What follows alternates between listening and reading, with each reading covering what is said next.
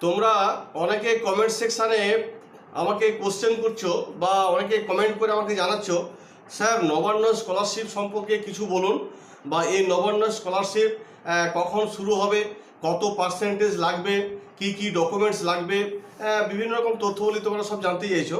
তো এইগুলো তোমাদের আমি জানাবো, যদিও এর আগে আমি তোমাদের এই নবান্ন স্কলারশিপের সম্পর্কে বলেছি। তোমার ডেসক্রিপশনে লিঙ্ক দেওয়া আছে, সেটা তোমরা দেখে নেবে। তবু আজকে আলোচনা করছি। যারা নবান্ন স্কলারশিপের জন্য বারবার আমাকে কমেন্ট করেছো, তোমরা ভিডিওটি প্রথম থেকে শেষ পর্যন্ত দেখো।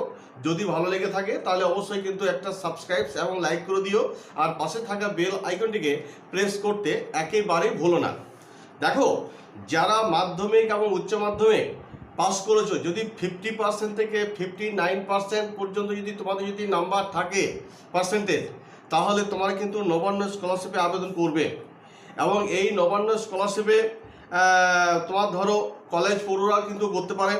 ক্লাস 11-এ যারা পড়ছো এবং কলেজে যারা first year, second year, third year, এমনকি ফোর্থ ইয়ার যারা পড়াশোনা করবে, সবাই কিন্তু এই নবান্ন স্কলারশিপে কিন্তু আবেদন করতে পারবে।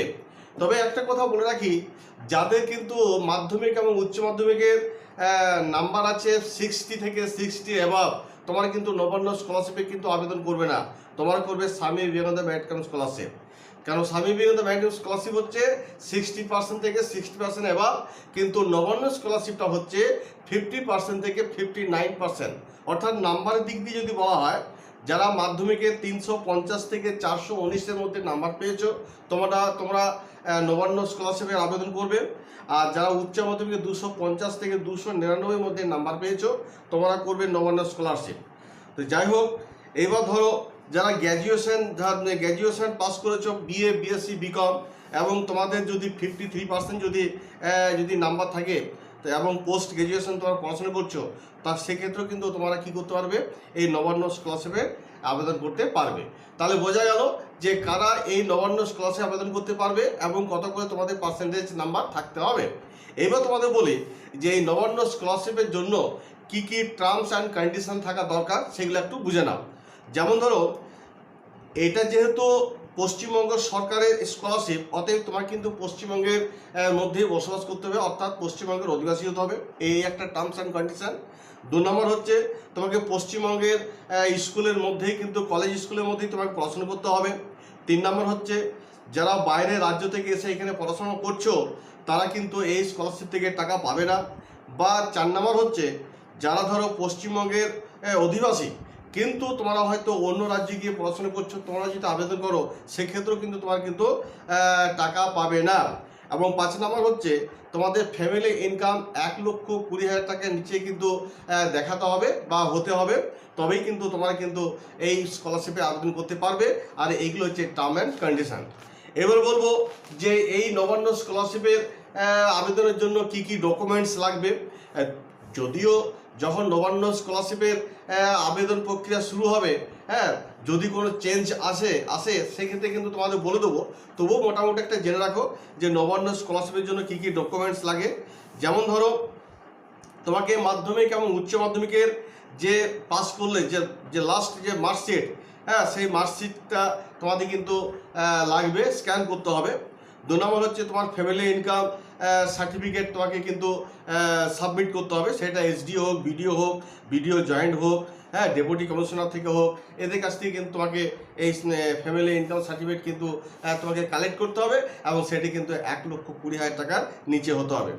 এবার ধরো তুমি এই যে মাধ্যমিক পাস করে যে ক্লাস 11-এ যে ভর্তি হলে, তার তো একটা ভর্তির একটা রিসিপ্ট আছে বা স্লিপ আছে, সেই অ্যাডমিশন স্লিপটা কিন্তু লাগবে।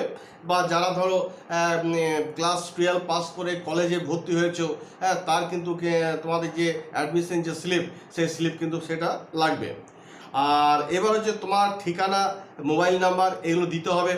তারপর হচ্ছে রেকমেন্ডেশনস লেটার লাগবে, যেটা এমএলএ কাছ থেকে আনতে হবে। সেলফ ডিক্লারেশন লাগবে। আর তোমাকে যেটা সবথেকে গুরুত্বপূর্ণ জিনিস, সেটা হচ্ছে ব্যাংক ডিটেলস কিন্তু তোমাকে দিতে হবে, অর্থাৎ একটা ব্যাংকের পাসবই তোমার থাকতে হবে। কারণ এই ব্যাংকেই তো তোমাকে টাকা পাঠানো হবে, অতএব ব্যাংকের একটা পাসবই তোমার নামে কিন্তু সেটা থাকতে হবে। যাই হোক, আর যারা ধরো জয়েন্ট দিয়েছো এবং জয়েন্ট যদি তোমাদের র্যাঙ্ক কার্ড থাকে, তাহলে সেগুলো কিন্তু তোমাদের সেটা সাবমিট করতে হবে।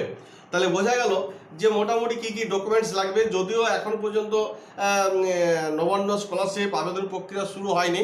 এবার বলে রাখি যে নবান্ন স্কলারশিপ প্রক্রিয়া আবেদন প্রক্রিয়া কখন শুরু হবে। মোটামুটি ধরে রাখো প্রতি বছর যেটা আমরা দেখি সেপ্টেম্বর কিংবা অক্টোবর মাসে, ঠিক স্বামী বিবেকানন্দ মেডিকেল স্কলারশিপও সেই সেপ্টেম্বর অক্টোবর মাসেই শুরু হয়। ঠিক তেমনি এই নবান্ন স্কলারশিপটাও কিন্তু সেপ্টেম্বর অক্টোবর মাসে নাগাদ শুরু হবে। হ্যাঁ, তার আগে নয়।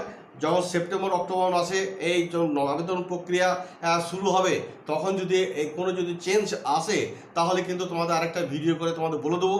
যেহেতু তোমরা বারবার আমাকে কমেন্ট সেকশানে কমেন্ট করছিলে যে স্যার নবান্ন স্কলারশিপ সম্পর্কে কিছু বলুন, সেই জন্যই এই নবান্ন স্কলারশিপ সম্পর্কে মোটামুটি তোমাদের একটা ধারণা দিলাম যে কী কী ডকুমেন্টস লাগবে বা টার্ম অ্যান্ড কন্ডিশন কী বা কত মাস তোমাদের লাগবে সেই নিয়ে বললাম। যাই হোক, যদি আমার ভিডিওটি ভালো লেগে থাকে তাহলে অবশ্যই কিন্তু একটা লাইক করে দিও। তোমরা সকলে ভালো থাকো, এই বলে আমি আমার ভিডিওটি এখানে শেষ করছি। ধন্যবাদ।